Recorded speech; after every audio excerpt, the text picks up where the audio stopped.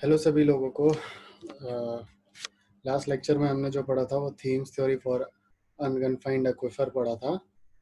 तो उसका न्यूमेरिकल हमें पढ़ना है और न्यूमेरिकल के बाद हम themes theory for unconfined aquifer हो चुका है, कन्फाइंड एक्विफर पढ़ना है।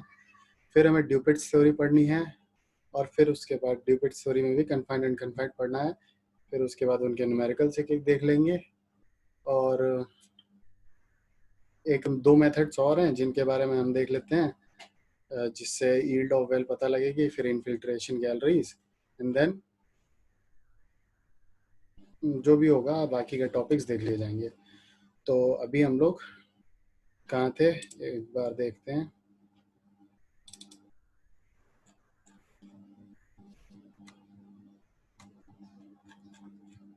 Themes theory for unconfined aquifer हम ये थे। एक बार हम फटाफट से देख लेते हैं कि था क्या। तो डार्सीज लॉ लगा के हमने एक फॉर्मूला डिराइव किया था जिसको इस तरीके से कुछ दिखाया था कि Q इक्वल्स पाई के h2 square minus h1 square upon 2.3 log 10 R2 upon R1। यहाँ पे सबके नाम आपको पता है, H क्या है R क्या है, हम लोग ने पूरा डिस्कस किया था कैसे आएगा।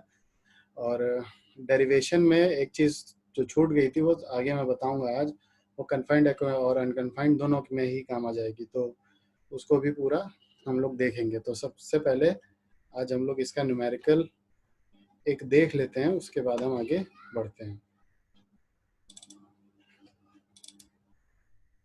तो ये क्वेश्चन है, a well of 20 centimeter dia is drilled 20 meter below the natural water level in the unconfined aquifer. In the two observations taken from the observation wells, देखिए थीम्स साहब ने क्या की थी कि ऑब्जर्वेशन वेल्स का यूज किया था। तो ऑब्जर्वेशन वेल्स की बात हुई है तो यहाँ पे कौन सी थ्योरी लग जाएगी, थीम्स थ्योरी। तो at a distance 80 metre and 35 metre from the centre of the well, तो ये R1 और R2 आपको दे दिया गया है। उसके बाद the water level is found to be lowered by 50 centimetre and 100 centimetre respectively. तो ये वाटर लोअरिंग दे दी गई है, ठीक है। तो the discharge is taken out at a rate of 600 litre पर मिनट। क्यों दे दिया गया है क्या यहाँ पे, find the coefficient of permeability of aquifer, ठीक है।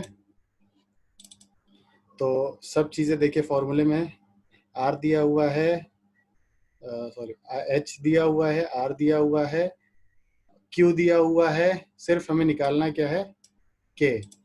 तो अगर हमें सिर्फ के निकालना है तो हमें क्या करना है, बस इस फॉर्मूले में उस वैल्यू को रख देना है और आंसर आ जाएगा। तो हम उसको भी देख लेते हैं कैसे किया हुआ है।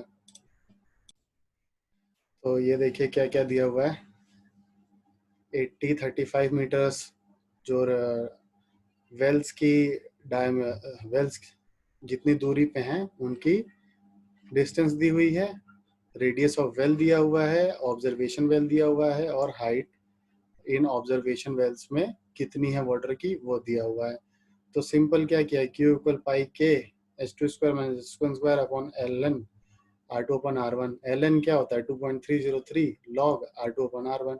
तो सिंपल क्या हम यहाँ पे वैल्यूज रख के के की वैल्यू डायरेक्टली निकाल सकते हैं, वही किया हुआ है। इसको एक बार आप लोग खुद से सॉल्व करके देख लीजिएगा, आपको आंसर में मिल जाएगा। कुछ डिफिकल्ट नहीं है, H2 माइनस H1 स्क्वायर करना है और R1 R2 आपको पता रहना चाहिए, जो कि 35 80 दिया हुआ है और H2 और H1 80 सॉरी 19.5 और 18.9 दिया हुआ है। तो होप यहाँ तक आप लोग को सबको समझ में आ गया होगा। Themes theory for unconfined aquifer, unconfined मतलब जिसपे कोई ऊपर की लेयर प्रेशर ना लगा रही हो, वो फ्री सरफेस की तरीके हो एक। लेकिन कन्फाइंड एक्विफर क्या होता है, अब हम लोग थोड़ा सा आगे देखते हैं।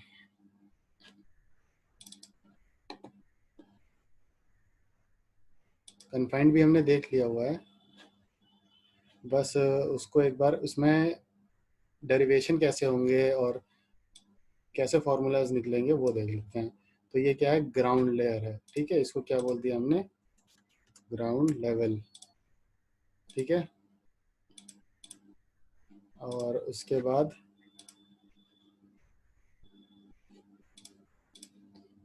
ये एक इम्परवियस लेयर है, ठीक है। तो वाटर इसके नीचे ही है, इम्परवियस लेयर है, तो इसके ऊपर नहीं जा पाया है, ठीक है। तो ये इम्परवियस लेयर हो गई।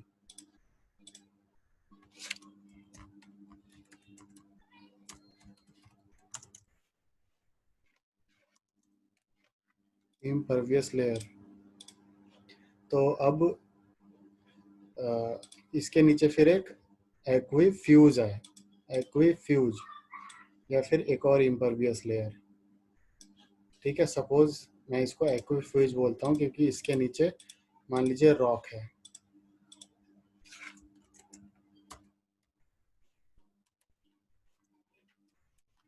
एक्वीफ्यूज। तो जब वेल बनाई जाएगी, तो जो वेल बनाई जाएगी, अब जैसे इसको मैं दो पार्ट में आपको दिखाता हूँ। सपोज ये जो पार्ट है राइट साइड में, और इसको बाइफरकेट करता हूँ।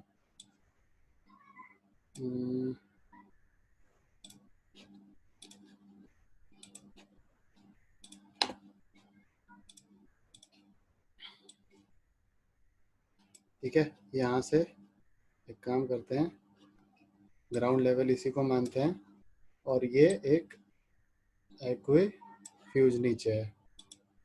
तो ये जो बाइफरकेशन इसलिए है कि यहाँ पे कोई इम्परवियस लेयर नहीं है, यहाँ पे वाटर कहीं पे सपोज इस जगह पर है,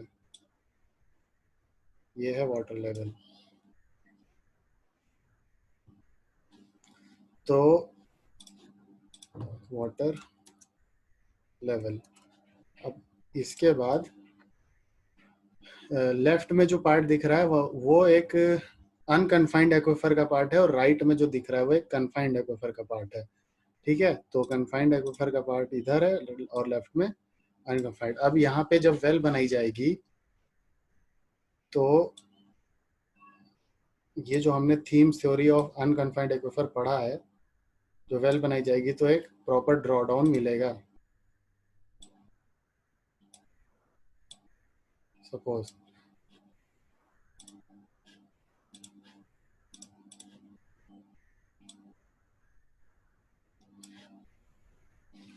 ठीक है, लेकिन अब यहाँ पे देखिए क्या हो रहा है। जब आप वेल बनाएंगे तो ये बस यहीं तक बनाएंगे, इसको यहाँ तक बनाएंगे, ठीक है। वेट, हाँ, तो हम ये जो वेल्स है वो यहाँ तक ही बनाएंगे, इम्परवियस लेयर तक, ठीक है। अब देखिए, जैसे ही ये इम्परवियस लेयर को क्रॉस करेगा, ठीक है, यहाँ पे एक होल हो जाएगा, ये खाली हो जाएगा।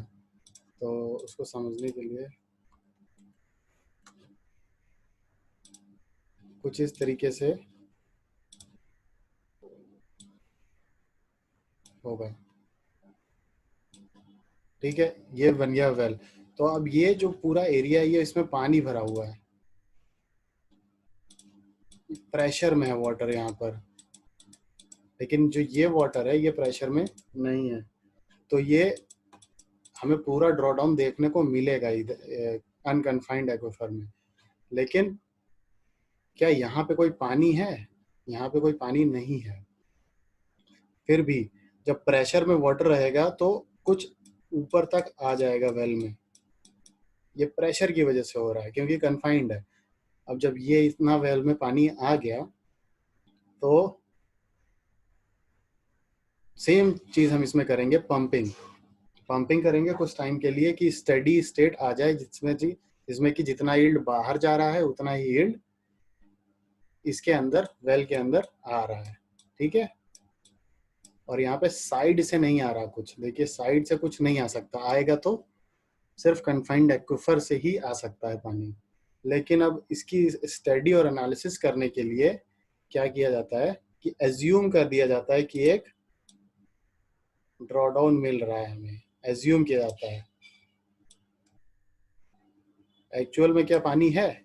नहीं है, लेकिन हमने एज्यूम किया है। और एज्यूम करने के लिए हमें कुछ, जो उसमें पिछले वाले में हमने पता किया था कन्फाइंड अनकन्फाइंड एक्वीफर में, तो उसमें हमें ऑब्जर्वेशन वेल्स बनानी पड़ी थी। सपोज ये ऑब्जर्वेशन वेल 1 हो गई, ये ऑब्जर्वेशन वेल 2 हो गई, उसी तरीके से हम इसमें भी ऑब्जर्वेशन वेल बनाएंगे, जो कि एकदम इसको पियर्स करते हुए एक ऑब्जर्वेशन वेल मिल गई, जिसमें अब सपोज यहाँ तक पानी मिल जाएगा, हमें एक लेवल पानी वहां पे मिल जाएगा। ठीक है, तो उसी तरीके से एक और ऑब्जर्वेशन वेल बनाई। थीम्स थ्योरी में ऑब्जर्वेशन वेल का बहुत यूज है। तो उन्होंने ऑब्जर्वेशन वेल बनाई और वहाँ पे एक प्रेशर के थ्रू जो पानी यहाँ पे आया वो उन्होंने मेजर कर लिया। तो इससे उनको फायदा क्या हुआ कि अब वो ईल्ड पता कर सकते थे, लेकिन ईल्ड अब देखिए कहाँ से आ रही है, सिर्फ नीचे से आ रही है। और जब कन्फाइंड अनकन्फाइंड की बात हो रही थी, अनकन्फाइंड एक्विफर की बात हो रही थी, तो ईल्ड कहाँ से आ रही थी, ये देखिए ईल्ड हर तरफ से आ रही थी एक रेडियल वे में। देखिए रेडियल वे में अगर मैं इसका टॉप व्यू बनाऊं,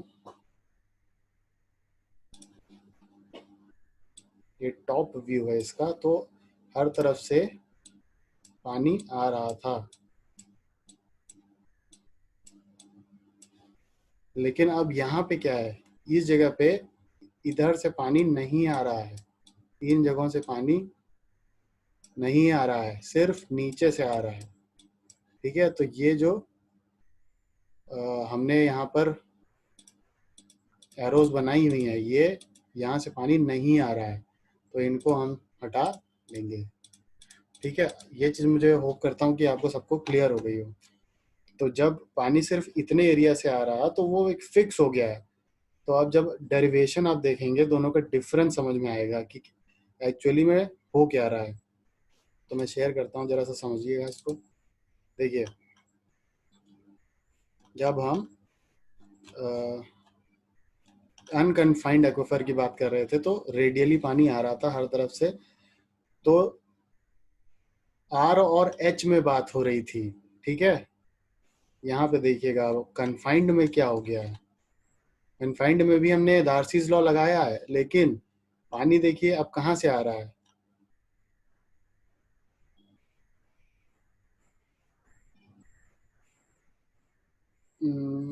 एच देखिए यहाँ पे कांस्टेंट हो गया है, एच सिर्फ अब पानी।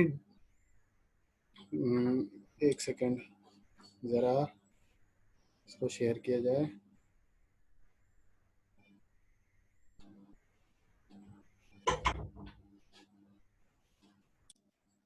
एक्चुअली यहाँ पे एक गलती हो रही है, और वेल होगी वो जो पूरे नीचे लेंथ तक होगी, और पानी इसमें भी रेडियली ही आएगा। बट यहाँ पे जो हाइट ऑफ एक्विफर है वो फिक्स्ड हो चुकी है। ठीक है, तो ये जो हाइट ऑफ एक्विफर है, अगर ये फिक्स हो गई है, तो अब हमारा जो एक टर्म है वो कांस्टेंट हो गया है। तो जो हम इंटीग्रेट कर रहे थे एच का टर्म था, उसमें ये एच कांस्टेंट हो चुका है, तो वो अब एच इंटीग्रेट नहीं हो सकता। ठीक है, तो कांस्टेंट वो ऐसे भी इंटीग्रेट नहीं कर सकते। जरा देखते हैं।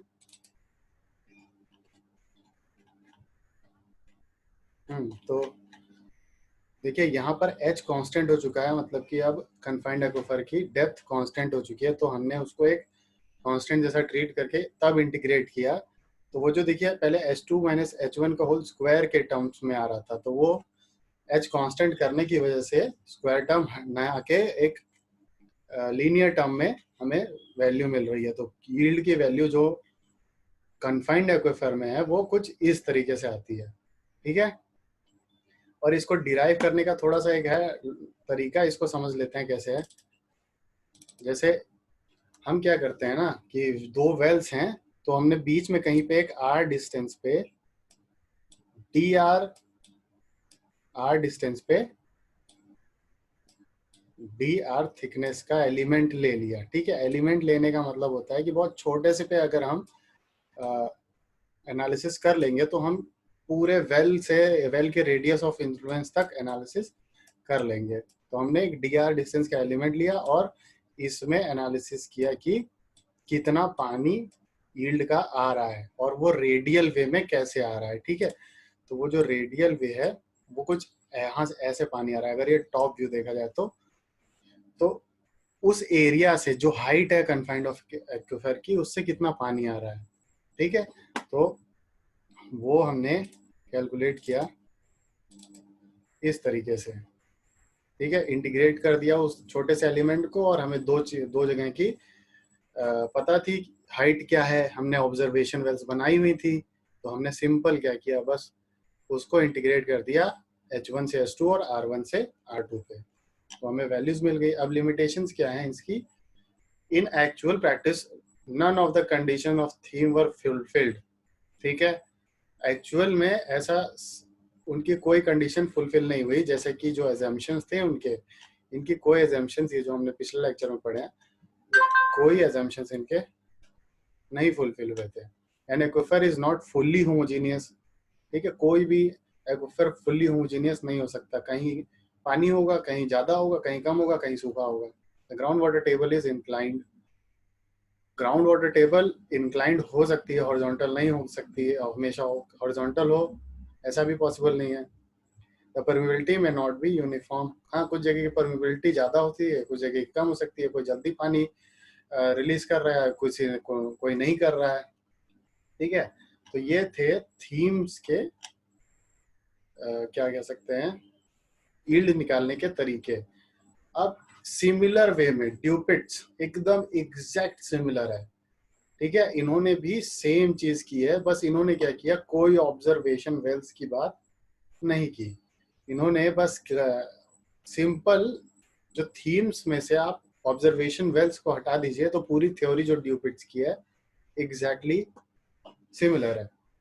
अब जैसे यहाँ पे देखिए क्या है, जो कोन ऑफ डिप्रेशन बन रहा है, देखिए वेल है, एक अनकन्फाइंड एक्विफर में एक वेल बनाई गई है, तो एक वाटर टेबल रहा होगा, फिर उस पे वेल में पानी जो रहा होगा, वेल में पानी रहा होगा एकदम वाटर टेबल के बराबर, बट उसको पंप किया गया और एक सफिशिएंट स्टेडी कंडीशन लेके आई गई, जिससे कि एक यील्ड को निकाला जा सके इजीली।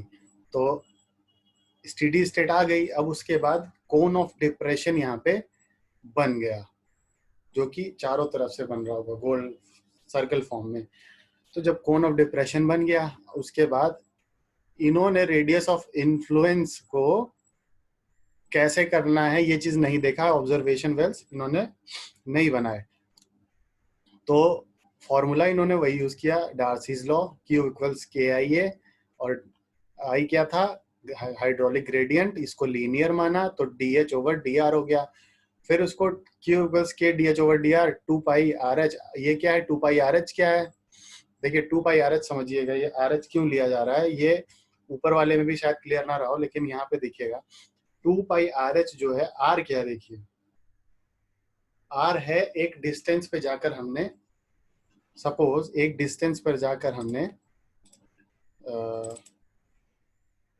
एग्जांपल के लिए देखिए, एक डिस्टेंस पर जाकर हमने एक एलिमेंट लिया, ठीक है, उस डिस्टेंस पर जाके एलिमेंट लिया और उसका 2 पाई R यानी कि पेरीमीटर लिया, पहले पेरीमीटर, ठीक है, पेरीमीटर, उसको मल्टीप्लाई किया उसकी हाइट से, तो क्या एक सरफेस एरिया मिल रहा है, एक सरफेस एरिया मिल जाएगा, ठीक है, एक सरफेस एरिया जो मिलेगा जिससे कि पानी अंदर आ रहा है, चारों तरफ से पानी अंदर आ रहा है उस सरफेस एरिया से, ठीक है।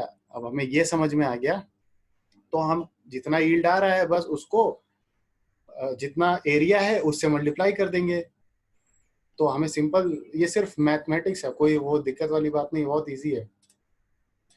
तो हम क्या करते हैं, देखिए यहाँ पे क्या किया, 2 पाई RH को यील्ड से मल्टीप्लाई करने के लिए क्या किया, KIA, तो KIA A हमें पता लग गया, DH ओवर DR I होता है, और K सब पता है, मिल जाएगा क्वेश्चन में। तो हमने DR ओवर R इक्वल्स 2 पाई KH DH अपॉन Q, तो R को अपनी साइड लेके चले आए, H में यहाँ पे अनकन्फाइंड की बात हो रही है, तो हाइट ऑफ वाटर जो है हमें पता रहेगा कितना है, ठीक है। कन्फाइंड होता तो एक फिक्स्ड हाइट होती, लेकिन अनकन्फाइंड है, यहाँ पे प्रेशर नहीं है, तो वेरिएबल हाइट होगी, यहाँ पे ऊपर नीचे पानी फ्लक्चुएट करेगा, ठीक है।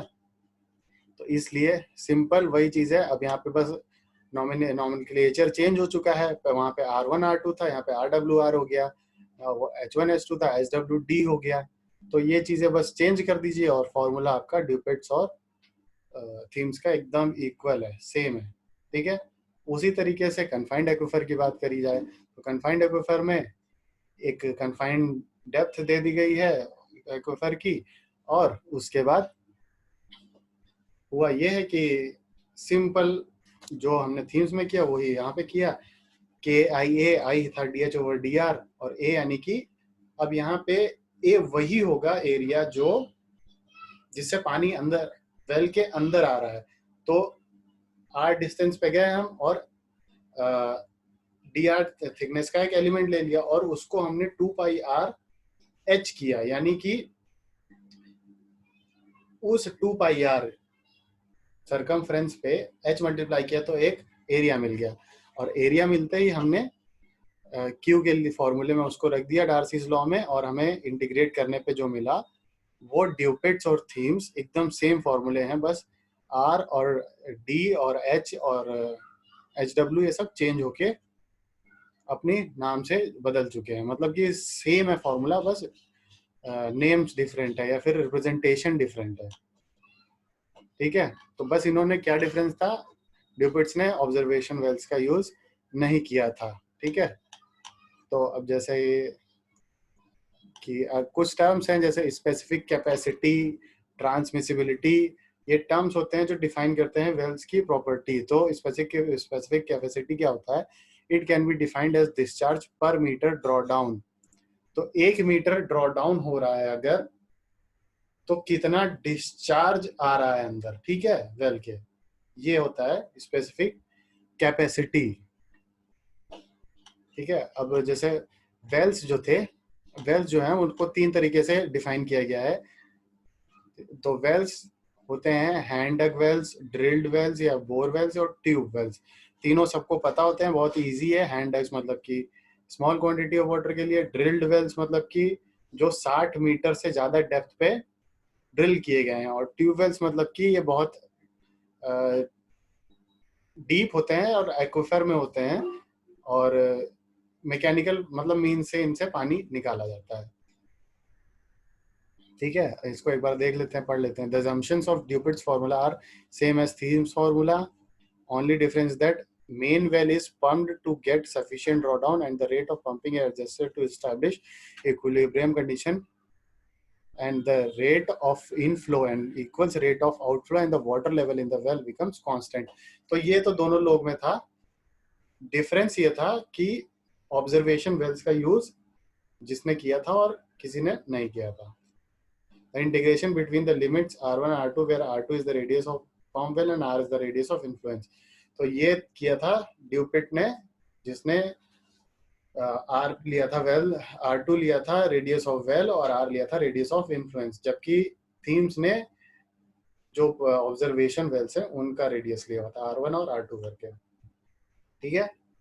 अब लाइनिंग क्या होती है, लाइनिंग ऑफ वेल क्या होती है कि एक प्रॉपर स्ट्रक्चर प्रोवाइड कर देना, प्रॉपर लाइन प्रोवाइड कर देना, जिससे कि सेफ रहे, परमानेंट रहे, वो कोलैप्स होने के चांसेस थोड़े कम रहे। वो गिट्टियों की हो सकती है प्रॉपर, या फिर सैंड हो सकती है, किसी तरीके की भी एक प्रॉपर लाइनिंग जिससे कि वो प्रिवेंट हो सके और पॉल्यूशन अंदर ना आए। मेसनरी और brick work are widely used in many countries.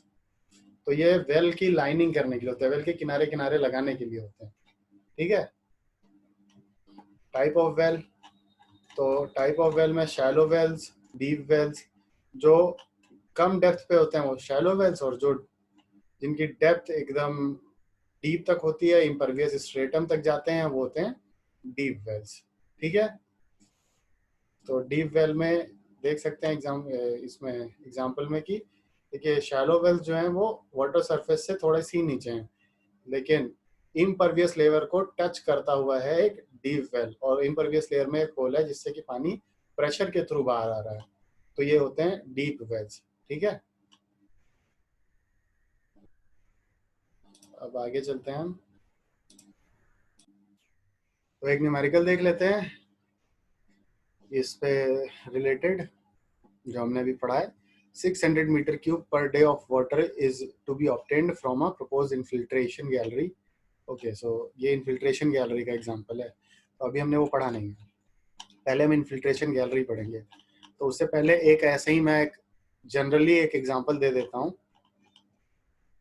Suppose अभी जो हमने पढ़ा,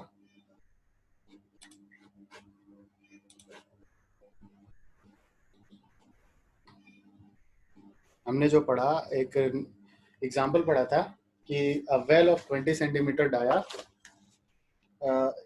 below the natural water level in the unconfined aquifer. तो इसमें हमें दो वेल्स की रेडियस पता थी और एक ड्रॉडाउन दिया हुआ था और हाइट्स पता थी हमें और क्यू पता था। सपोज अगर मैं इसी क्वेश्चन में कह दूं कि ये अनकन्फाइंड एक्विफर ना होकर के एक कन्फाइंड एक्विफर है, तो आप लोग इस पे न्यूमेरिकल सॉल्व कर सकते हैं। जी हाँ, बिल्कुल कर सकते हैं।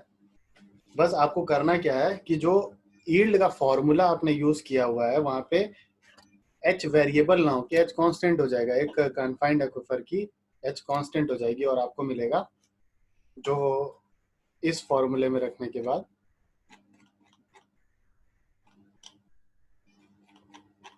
वैल्यू, ठीक है, 2 पाई के एच देखिए कांस्टेंट है, यह है डेप्थ ऑफ या फिर हाइट ऑफ कन्फाइंड एक्विफर, और S2 और S1 ड्रॉ डाउन है, ये इनकी जगह पे आप H1 S2 भी ले सकते हैं। तो इस फॉर्मूले में रखने के बाद आपको मिल जाएगा यील्ड या फिर कोफिशिएंट ऑफ परमेबिलिटी। और ट्रांसमिसिबिलिटी क्या होता है, हाउ इजीली ट्रांसमिट कर रहा है, वो एक तरीके की प्रॉपर्टी है। तो ये होता है T इक्वल्स के into H, permeability multiplied by height of the confined aquifer. ये ट्रांसमिसिबिलिटी मतलब कितना इजीली पानी आ रहा है वेल में, ठीक है। और अभी तक हमने ये सब देख लिया है। अब हमारे जो अगले टॉपिक हैं, तो क्वेश्चन आप, आई होप कि आप ये क्वेश्चन ट्राई कर लोगे। और एक जनरल चीज बताना चाहूंगा, थीम्स और डिबेट्स में क्वेश्चन अगर आता है तो थीम्स में आपको ऑब्जर्वेशन वेल्स करके या फिर draw down at this position और दैट पोजीशन, दो पोजीशन पे करके दिया होगा। तो इससे आप पता लगा सकते हो कि थीम्स का क्वेश्चन है और ड्यूपिट्स का क्वेश्चन आप सीधे रेडियस ऑफ इन्फ्लुएंस और रेडियस ऑफ वेल्स के टर्म्स में बात होगी। ठीक है, आई होप कि इतना क्लियर हो गया होगा, क्योंकि वो इस पर बहुत अब हो गई डिस्कशन। तो अब हम लोग का जो अगला टॉपिक होगा वो होगा infiltration galleries and infiltration wells. तो उसको देख लेते हैं क्या है। उससे पहले एक चीज और, वेल्स जो हमने पढ़े हैं ना, ये थोड़ा सा मिस हो गया था शुरू में, इसको पढ़ने के बाद वेल्स जो पढ़े हमने वो यील्ड जो पढ़ी हमने, थीम्स और ड्यूपेट्स की जो बात की है ना, तो यील्ड ऑफ ओपन वेल ये दो मेथड से कैलकुलेट होता है। एक होता है फील्ड मेथड और एक होता है थ्योरेटिकल मेथड। तो जो ये ड्यूपेट और थीम है ये हैं थ्योरेटिकल मेथड्स, और जो फील्ड मेथड्स हैं या फिर जो प्रैक्टिकल मेथड्स हैं वो हैं पंपिंग और रिकपर्शन रिकपर्शन रिकपरेशन टेस्ट। ठीक है, पंपिंग टेस्ट में क्या होता है कि पानी जैसे हमने अभी थीम्स में पढ़ा था कि एक स्टेडी स्टेट तक निकाल दिया जाता है, तो वही चीज इसमें की जाती है कि एक स्टेडी स्टेट तक पानी को निकाल दिया जाता है और इतना पंपिंग रेट रखी जाती है कि rate of water coming in the well और rate of water pumping out from the well दोनों इक्वल हो जाए। तो जिससे कि पंप से जितना पानी आ रहा है वही डायरेक्टली हम काउंट करके बता दें कि इतना ही डिस्चार्ज हो रहा है। तो ये बहुत सिंपल सा था। उसी तरीके से रिकपरेशन टेस्ट था। रिकपरेशन टेस्ट में क्या था, water is first drain so as to cause sufficient drawdown. इसमें क्या था कि कंटिन्यूअस पंपिंग नहीं होती थी, इसमें वाटर इज पहले खूब पानी उसको ड्रेन कर दिया, फिर उसके बाद पंप को रोक दिया, ठीक है, उसके बाद अलाउ किया पानी को वेल में आने के लिए। तो वो जो रेट से, जिस रेट से बढ़ता है पानी, जिस रेट से बढ़ रहा है उस वेल में, तो उसको हम कैलकुलेट करेंगे और उसको कैलकुलेट करने के लिए ही रिकपरेशन टेस्ट होता है। तो ये सिंपल सा इजी से दो थे। और जो हमने थीम्स और पढ़े हुए हैं, ये थीम्स और डिपिट्स, ये हैं हमारे थ्योरेटिकल मेथड्स। तो हम लोग शुरू करते हैं इन्फिल्ट्रेशन गैलरीज। इसको कैसे पढ़ना है इसको देख लेते हैं। इन्फिल्ट्रेशन गैलरीज होती क्या है, तो इसको हम डायग्राम से समझेंगे एक। ठीक है, डायग्राम। देखिए, कोई नदी है या फिर कोई वाटर बॉडी है, वो कुछ इस तरीके से है।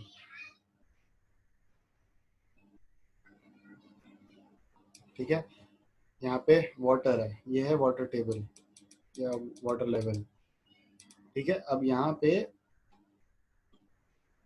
कुछ सैचुरेटेड, यहाँ पे ए जोन होगा, वाटर लेवल कुछ आसपास का ऐसा ही होगा यहाँ का। ठीक है, तो वाटर लेवल पूरा भरा हुआ है।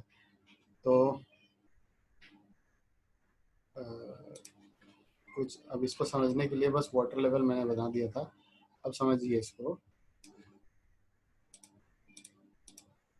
जो यहाँ पे एक सैचुरेटेड जोन होगा, ठीक है, इस जगह पे एक सैचुरेटेड जोन होगा और यहाँ पे हम एक हॉरिजॉन्टल लंबी सी एक गैलरी बना देंगे जो कि अंदर तक एक्सटेंड होते हुए जा रही है, पैरेलल टू रिवर।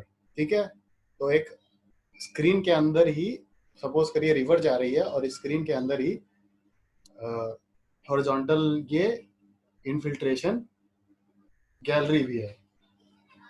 तो इसको, इसमें क्या होगा एक्चुअली, इसमें वाटर आएगा सीप करके और एक वाटर लेवल इसमें भी आएगा, वाटर यहाँ पे जमा होगा। ठीक है, तो ये वाटर टेबल इनफिल्ट्रेशन वेल का होगा। तो इसको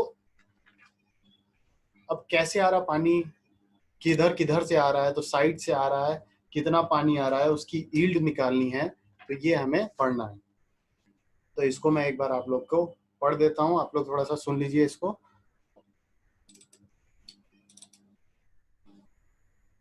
Infiltration galleries are horizontal tunnels constructed at shallow depth of 3 meter along the bank of a river through a water-bearing strata. The width of the infiltration gallery is about 1 meter. ठीक है, and the depth is about 2 meter. Its length varies from 10 to 100 meter. मतलब कि नदी के साथ ये 100 metre तक चल सकता है। The discharge through infiltration galleries is found using Darcy's law, जैसा कि हमने थीम्स और ड्यूपिट्स में किया था। तो Q इक्वल्स के आई ए, और A क्या है यहाँ पे, अब A क्या है, A is the cross sectional area perpendicular to the direction of flow. ये डार्सीज लॉ का जनरल है ये, तो हमने भी उसमें जो निकाला हुआ है वो perpendicular to the flow area ही निकाला हुआ है थीम्स और ड्यूपिट्स में भी। तो the since the depth of the infiltration gallery is very near to the ground surface, the length of travel of water is taken equal to the horizontal length. ठीक है, तो ये आई के लिए बेसिकली क्या हुआ, आई क्या है, Q इक्वल्स के आई ए। तो आई जो है वो हॉरिजॉन्टल, उसको एक हॉरिजॉन्टल माना गया। अगर कर्व मान लेंगे तो कर्व मानने में फिर वो वैलिड नहीं होगा डार्सीज लॉ। तो Q इक्वल्स के आई ए, तो आई को हमने DH ओवर DS कर दिया। तो यहाँ पे आप देख सकते होंगे Q इक्वल्स डार्सीज लॉ लगाया हुआ है के आई ए, आई क्या है, dy by D x. dy क्या है, देखिए यहाँ पे भले दिखाया हुआ है कि टेढ़ा मेढ़ा है, लेकिन उसको एज्यूम क्या किया हुआ है, स्ट्रेट है। तो Q इक्वल्स के आई ए, और A क्या है, y इंटू एल, और dy बाई डी एक्स क्या है, I। ठीक है, तो इसको हमने अपना जो वैल्यूज इधर की है उधर भेजा और हमने इंटीग्रेट करा इसको। तो हमें इंटीग्रेशन के बाद क्या मिला, टोटल लिमिट्स लगाने के बाद हमने जब इंटीग्रेट किया तो हमें मिला Q इक्वल्स के L H square minus H square upon 2r। तो कैपिटल H क्या है, स्मॉल h क्या है, वो देख लेते हैं। तो कैपिटल H जो है वो वाटर टेबल की डिस्टेंस है from the bottom of the infiltration well, infiltration gallery. ठीक है, और H स्मॉल h क्या है, height of water in infiltration gallery. तो हमने सिंपल इसको फॉर्मूला कैलकुलेट कर लिया अपना, जैसे हम थीम्स रिपीट में करते थे तो वैसे यहाँ पे भी कर लिया। अब इसका एप्लीकेशन क्या है, तो इसका एप्लीकेशन देखते हैं। अभी हमने एक क्वेश्चन उसको देखा था, तो इसको लगा लेते हैं। 600 meter cube of water is to be obtained from a proposed infiltration gallery which is placed at 6 meter depth from a subsurface water table. ठीक है, तो ये क्वेश्चन में दिया हुआ है the coefficient of permeability of soil is 100 metre per day, के दिया हुआ है. Find the length of the gallery if the drawdown is in the gallery of the pumping is not to exceed 4 meter, the radius of influence इतना दे. तो जब ये सब दिया हुआ है, इन्फिल्ट्रेशन गैलरी की बात हो रही है, हाँ तो सिंपल है, आपको Q दिया हुआ है, H दिया हुआ है, स्मॉल h आप लोग कैलकुलेट कर लेंगे, 6 - 4, R दिया हुआ है, K दिया हुआ है, हर चीज दी हुई है. अब बस इसको आप फॉर्मूले में सब्स्टिट्यूट करिए और L की वैल्यू निकाल लीजिए. ठीक है, तो L क्या है, L क्या है भाई, ये है बेस की लेंथ या फिर विड्थ. ठीक है,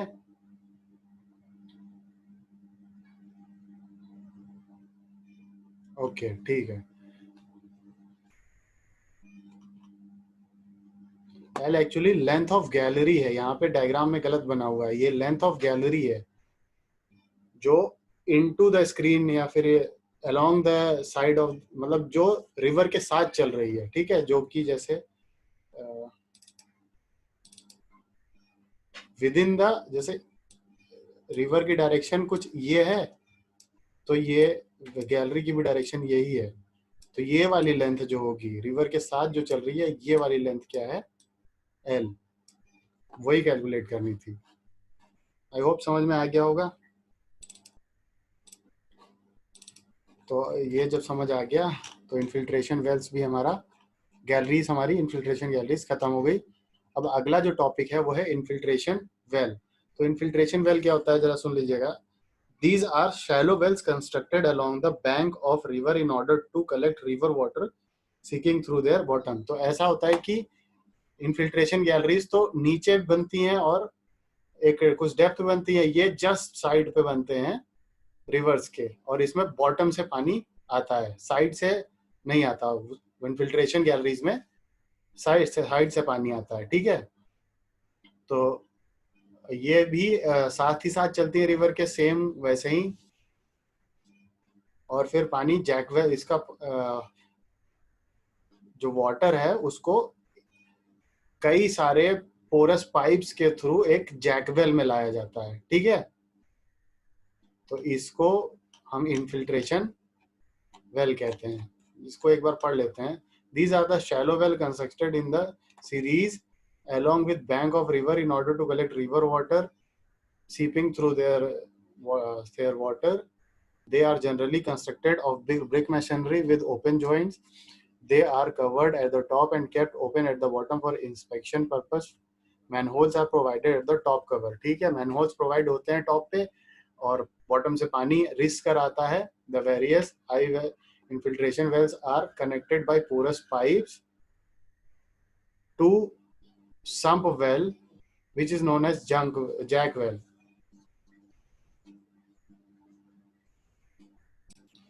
Jack well, the water reaching the jack well from different infiltration well is lifted, treated and distributed to the consumer. तो ये रिवर से बेसिकली एक तरीका है कि कैसे पानी एक्सट्रैक्ट किया जाए, तो इसको ट्रीट करके फिर घरों में सप्लाई कर दिया जाता है. तो आप डायग्राम्स देख सकते हो और क्लियर हो गया होगा काफी हद तक.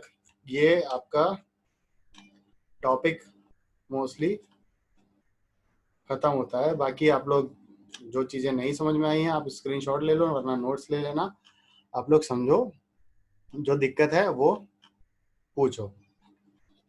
ओके, तो आज का लेक्चर अभी यहीं खत्म करते हैं, ये वाला लेक्चर. होप आप लोग सब लोग सेफ हो. Have a great day. Thank you very much.